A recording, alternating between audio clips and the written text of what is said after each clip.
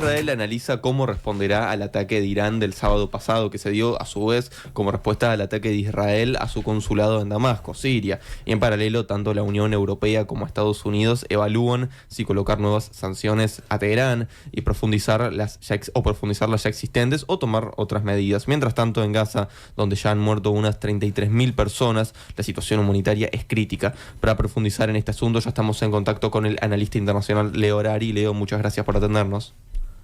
Buen día, con mucho gusto, encantado de estar con ustedes. Primero que nada, saber cuál es tu lectura de la respuesta de Irán al ataque de Israel al consulado iraní en Damasco hace 2 semanas. Bueno, tiene que haber una de 2 razones por las cuales se hizo.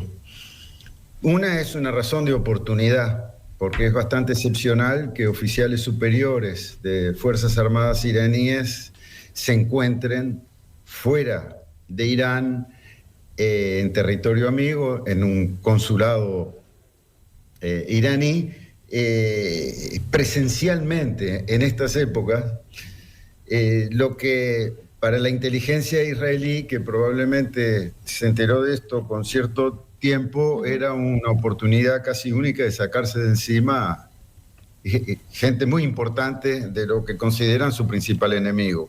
Eso sería, digamos, la razón de oportunidad.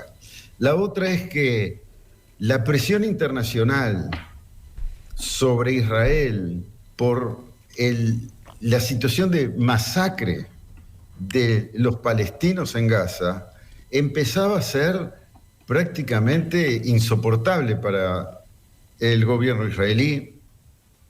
En particular porque Biden se está jugando las elecciones, es un año muy difícil, y haciendo una especie de acrobacia peligrosa para parecer al mismo tiempo humano y cuidadoso de las relaciones internacionales, y por otro lado seguir llenando barcos y aviones de municiones para tener Israel al día en su capacidad de pelear.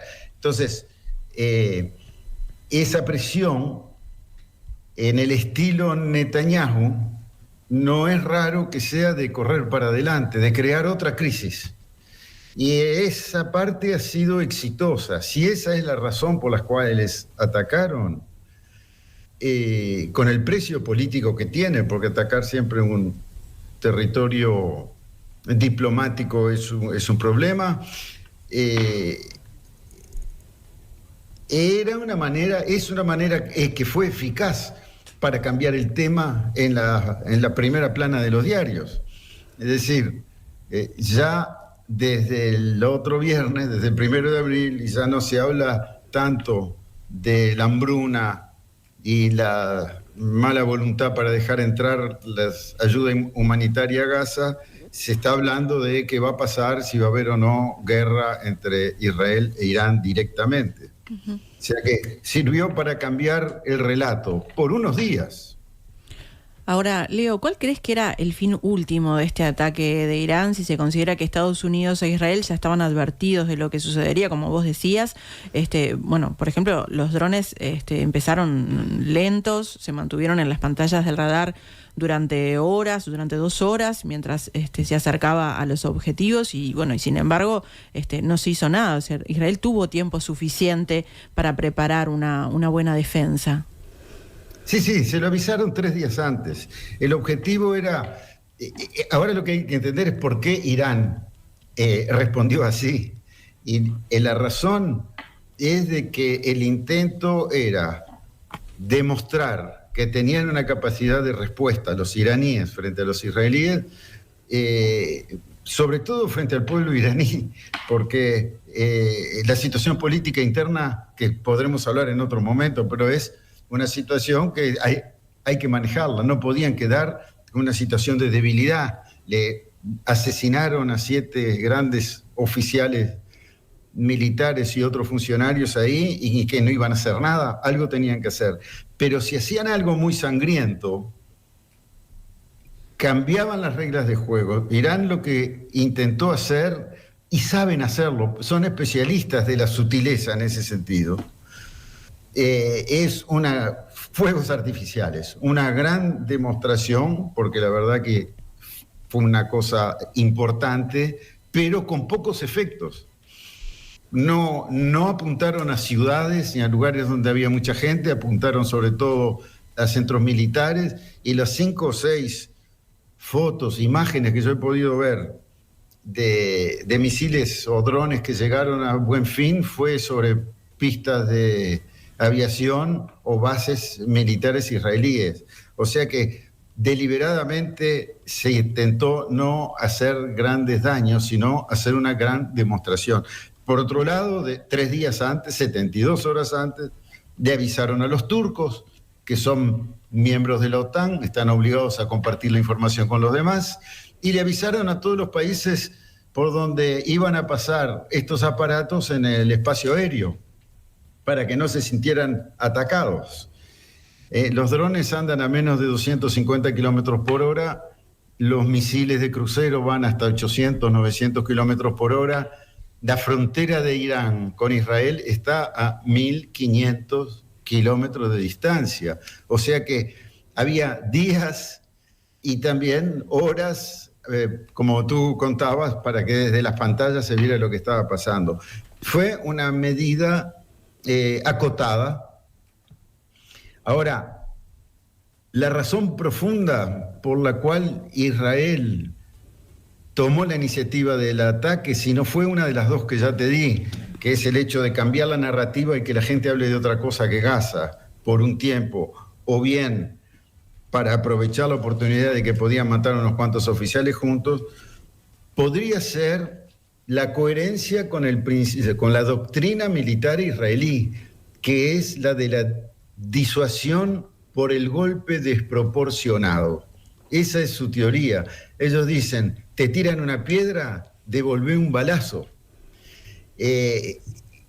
Disuadir a la gente sabiendo que cualquier cosa que hagan van a tener una consecuencia muy grande. Y entonces estaban buscando ahí de ir, como te digo, a la Netanyahu, que es a la de crear una crisis más grande para sugerir de que pueden ser cada vez más duros y peores. Leo, ahora, así como por un lado a Netanyahu, bueno, esto le ha servido estos días para no hablar tanto de Gaza, ¿también le puede servir como justificación justamente para escalar más en el conflicto? Mirá, acá hay que entender una cosa. Irán tiene 1.680.000 kilómetros cuadrados de territorio. Israel tiene 22.000, 70 veces menos, más o menos 70 veces menos. Irán tiene casi 100 millones de habitantes, Israel tiene 8. Una guerra, como por ejemplo la de Ucrania-Rusia, es impensable, porque no podés ocupar territorio y mantenerlo cuando tenés muy poca población.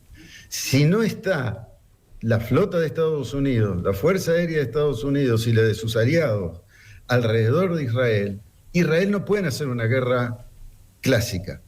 Lo que pueden hacer, lo que ambicionan hacer, lo que les gustaría hacer y lo que ahora están discutiendo porque no es evidente que se pueda y que el precio político no sea demasiado grande, es golpes especializados, en particular en contra de las instalaciones que puedan llevar a la fabricación de la bomba atómica.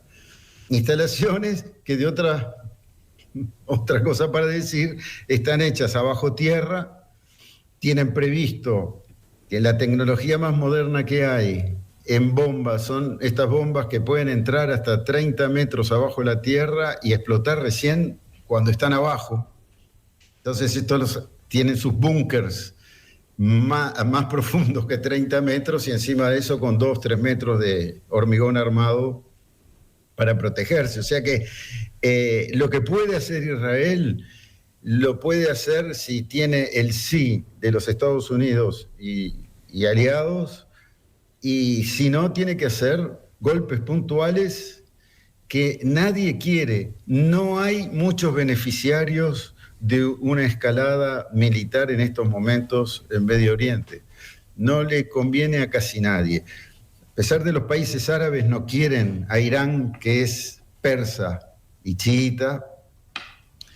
A ellos sí les conviene, pero ya estaban en buenas negociaciones con Israel, con los acuerdos de Abraham, y ya estaban intentando aflojar.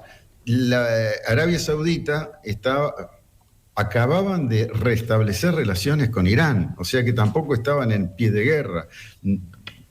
Han sido solidarios de Israel porque están en este momento en esa de que es mejor negocio, pero puede no durar. Y Jordania paga un precio muy alto por haber tirado abajo algunos de los drones antes que llegaran a territorio israelí, porque la mayor parte de la población de Jordania es palestina. Y la Jordania ha tenido una postura interesante en estos días, ¿no? Se jugó, siempre lo ha hecho, pero ha tenido la posición más solidaria con los palestinos, que son 70% de la población, y la reina. Pero se juega con eso, porque la población es palestina, y ahí estaban ayudando a que los drones y los misiles balísticos no llegaran a Israel. Tiene un riesgo político. Estados Unidos no le conviene para nada que haya más relajo en esa zona del mundo. La teoría norteamericana para los años electorales es la teoría del empate. Nada de meter goles ni de que te metan goles, porque la cosa se pone difícil a nivel del Congreso. Y como se está peleando voto por voto, la mayonesa es muy difícil de mantener sin que se corte ahí. ¿Y qué podemos decir a partir de esto de la postura que ha tomado Estados Unidos luego del ataque de Irán? ¿Cómo es la pregunta con la postura? O sea, ¿qué podemos decir de qué postura ha tomado Estados Unidos a partir de esta conveniencia de la que vos hablás? Y claro, ellos no quieren que haya lío, entre otras cosas porque la política de Biden a nivel internacional había sido la de favorecer a sus aliados poniendo en el mismo paquete. El gran conflicto en el Congreso estos días era la ayuda para Ucrania y la ayuda para Israel. Los republicanos querían separar las dos cosas porque ellos no quieren darle más ayuda a Ucrania. Trump es más partidario de Rusia, y sí darle a Israel. Entonces se peleaban en el Congreso. Eso no le sirve a Trump. A Trump le sirve demostrar que es un líder respetado internacionalmente, que no entra en las discusiones chiquitas, etc. Hay en Estados Unidos un poco más de 4 millones de musulmanes que votan, y hay un poco más de 8 millones de judíos que votan. Entonces tenía que demostrar al mismo tiempo una gran sensibilidad humanitaria y una gran fidelidad a Israel. Sí, que también los judíos estadounidenses han sido muy críticos con la postura del gobierno de Netanyahu, ¿no? Sí, los mismos israelíes en Israel son críticos. Netanyahu no es un tipo popular, tenía menos de 30% de apoyo la última vez que vi una encuesta.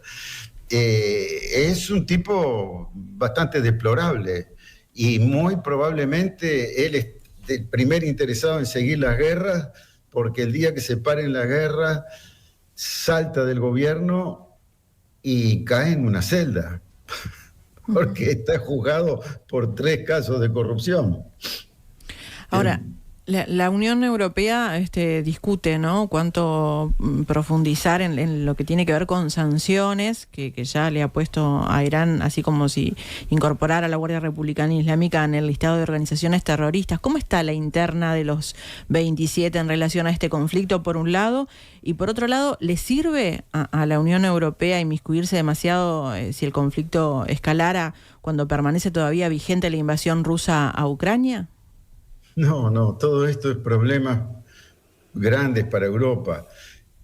Para empezar, esto que empeora la situación de la energía, que es uno de los puntos vulnerables más grandes en Europa, porque arreglaron ya todo lo que fue el corte de gas con la guerra con Rusia, Ucrania, pero a un precio alto, y si ahora sube el precio del petróleo porque se cierran las vías de comunicación hacia el canal de Suez, va a subir el precio del barril porque el flete que es marítimo tiene que dar toda la vuelta a África para llegar a Europa. O sea, cosa que crea inflación, que es uno de los grandes o el más grande problema que tienen a nivel macroeconómico. Entonces, a Europa eso no le sirve. Por otro lado, juegan otras cosas. Por ejemplo, el primer proveedor de armas, aparte de Estados Unidos, para Israel, es Alemania. Entonces, uno se da cuenta también de esa irracionalidad que hay. Ahora los israelíes odian a los palestinos, dicen que es ellos o nosotros, que tienen que borrarlos de la faz de la tierra porque es debido a muerte. Los iraníes, asimilados en ese caso a los palestinos, ellos dicen que Israel tiene que desaparecer, Israel quiere que se destruya Irán. Y el mejor aliado que tienen en Europa es Alemania, con la historia del Holocausto. Alemania, Ahora, que de todas maneras está siendo de los más cautos a la hora de pensar en qué sanciones ponerle a Irán. Sí, pero es el primer proveedor de armas de Israel. Claro, bueno, pero digo, por eso se da esa paradoja, ¿no? Que en la discusión de estos días también ha puesto un poco el freno. Porque una de las cosas particulares de esta época, que es tan diferente de la Guerra Fría, es que todos dependemos de todos. Estamos haciendo aliados de guerra con un lado y estamos haciendo los negocios con otro lado. Nadie se saca de encima sus relaciones comerciales con China, no se va a pelear nadie con China. Y China aprovecha eso pareciendo un poco como por arriba de todos los problemas. Pero la verdad es que Europa tiene problemas para ponerse de acuerdo entre ellos. Además, hay una resurgencia de los sentimientos nacionalistas, que es bien un reflejo propio de la situación caótica del mundo, que les trae inmigrantes y les trae dificultades de todo tipo. Entonces, Europa está bastante disminuida en su presencia, en su capacidad de acción y pagando el precio. Todo eso ha aumentado con la incógnita de qué pasa en las elecciones norteamericanas de este año, porque Trump siempre ha dicho que si no pagaban más para la OTAN los iba a echar, o que si no se iba a ir Estados Unidos de la OTAN, etcétera, lo que está provocando una fiebre armamentista en Europa en un momento que necesitan plata para otras cosas. Entre otras cosas, la transición energética por el problema de cambio climático que está empezando a ser muy urgente. Aquí en Francia es el año más caliente de la historia, desde que hay registros. Y bueno, van a tener que hacer cosas, además el movimiento ecologista lo exige, pero lo exigen también los científicos. Se necesita plata para eso, se necesita plata para la transición tecnológica también. Todo el tema de la inteligencia artificial y todo eso está creando cambios en la manera de producir, y el que llega tarde pierde. Entonces hay grandes inversiones, hay mucha necesidad de ocuparse de otras cosas, y además de eso tiene que ocupar de las guerras, ¿no? Leo, ¿y qué tan solo está Pedro Sánchez en su intento porque se reconozca el Estado de Palestina? No está tan solo, ha ido de un lado para otro. Yo creo que los irlandeses lo apoyaron, hay 2, 3 países que lo han apoyado. Lo que él pide no es nuevo, ni es único. Desde 1948 estamos esperando la solución de los 2 estados en el territorio israelo-palestino, y nunca se ha podido concretar por falta de voluntad política de algunos países o por el veto norteamericano directamente, porque cada vez que se ha tratado de hacer algo que acercara palestinos a tener estatuto de Estado, tuvieron veto. Ahora tienen estatuto de Estado observador y algunos países lo reconocen. Lo que quiere Sánchez es simplemente que digan, es un Estado, y entonces vamos a empezar a dialogar y negociar de otra manera, con otra madurez, con otra institucionalidad. No está mal la iniciativa, pero lo que pasa es que ya los dados están jugados en muchas partes. Esto Algunos están atados por sus relaciones con la OTAN, otros están atados por su compromiso con Estados Unidos o con Israel, y la cuestión es difícil. Ahora, ¿qué intereses e impactos económicos se mueven detrás de estas posturas, Leo? Mira, si hay alguien que gana, son los fabricantes de armas. Cuando vos ves que se está peleando para que van a dar 80.000 millones de euros acá y 50.000 millones de dólares allá y qué sé yo, ese dinero en realidad que es pagado por los ciudadanos de los países que están dando esa plata, termina en las fábricas de armas, fundamentalmente. 90% de las municiones israelíes son norteamericanas, y Ucrania es como un agujero negro, es un pozo sin fin, que cada vez le resulta más difícil por el tironeo de que estamos hablando, y porque también, desgraciadamente, pero la historia es así, los conflictos pierden importancia cuando llegan otros conflictos nuevos. Ahora, Sudán, por ejemplo, si en Gaza hay 1,5 millones o 2 de personas muriéndose de hambre, en Sudán, perdóname. Sí. En Sudán son 8 millones de personas muriéndose de hambre. Entonces, va perdiendo vigencia la urgencia en un lugar y otro, ¿verdad? Sí, el tema igual, digo, pensando en el caso de Gaza, es cierto que lo que ha también llamado la atención es la rapidez con la que se han dado determinadas cosas, ¿no? Porque la suma en la cantidad de personas que han perdido la vida en relación, por ejemplo, a Ucrania y Rusia en los pocos meses que vamos, no vamos ni un año, ha sido muchísima en proporción al otro conflicto. Es espantoso, es sin nombre. Hace poquito estábamos recordando las masacres de los Tutsis en Ruanda. Es el mismo tipo de mecanismo. No les dejan a dónde ir. Les dijeron, corran del norte de Gaza para el sur, pero en el sur no se puede salir. Los amontonaron ahí. Y ahora dicen, atención que vamos a atacar el sur. ¿A dónde van a ir? Están intentando echarlos hacia el desierto del Sinaí, sin nada, para encontrar las barreras que han construido los egipcios, que no quieren tener palestinos en su territorio, porque Hamás es uno de los movimientos de los hermanos musulmanes que es la primera oposición a la dictadura de al-Sisi. Habían ganado las elecciones y le dieron un golpe de Estado.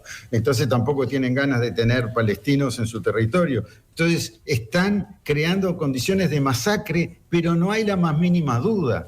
Podés buscar jurídicamente si se llama genocidio, no se llama genocidio, si una cosa u otra. El objetivo es matar gente. Y todos estos que tienen hambre ahora y que mañana puede ser que puedan comer, pero les destruyeron las casas, no tienen a dónde volver. Hay miles de niños huérfanos y otros miles que murieron. Y no tiene nombre el tipo de ataque militar que han hecho sobre población civil. Es absolutamente vergonzoso, pero es coherente con esa política de disuasión que yo explicaba del golpe desproporcionado. Ellos siempre han usado esa política del golpe desproporcionado. Tenían otra política más que era la del pasto cortado, no sé si lo dicen así, si es conocido el término, digamos, en los medios uruguayos, pero pasto cortado, ¿qué quería decir? Dice, cuando no pasa nada, los dejamos tranquilos durante un tiempo, y apenas haya crecido el pasto, pasamos con el tractor y aplanamos todo. Entonces ellos mismos, si era necesario, hacían pequeñas provocaciones de vez en cuando, porque ya era el tiempo de cortar el pasto. Es decir, de recordarles a los palestinos que están ahí para reprimirlos. Esa era la fuerza de Netanyahu, que vendió su imagen política como el hombre que traía la paz y la seguridad, y después le metieron la masacre que viene del otro lado, la del 7 de octubre, hecho por Hamás, y los agarraron desprevenidos. No podían los israelíes no hacer unas grandes demostraciones de fuerza después de haber pasado la humillación, la vergüenza del 7 de octubre. Y se la están haciendo pagar a los niños y a los vulnerables y a toda cosa que esté abajo de sus bombas. Por otro lado, bombardean desde arriba. Leo Harari, Analista Internacional, muchísimas gracias por estos minutos. Un gusto. Muchas gracias, Leo. Hasta luego.